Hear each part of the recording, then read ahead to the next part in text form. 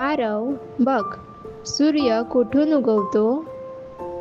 आई, त्या झाडामागून, म्हणजे पूर्वेकडून. शाब्बास.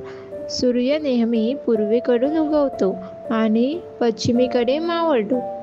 मग चंद्र सुद्धा तसाच उगवतो का? अगदी बरोबर. चंद्रही पूर्वेकडून उगवतो आणि हळूहळू पश्चिमेला जातो. आई, आपण भिंतीवर एक वर्तुळ काढूया का? त्यावर सूर्य आणि चंद्र कधी कुठे असतात ते मी दाखवेन. वा, हीच तर खरी वैज्ञानिक नजर आहे. निरीक्षण करत जा आणि वेळ सुद्धा ओळखायला शिक. मी रोज आकाश बघणार. सूर्य आणि चंद्र दोघे माझे अभ्यासाचे मित्र.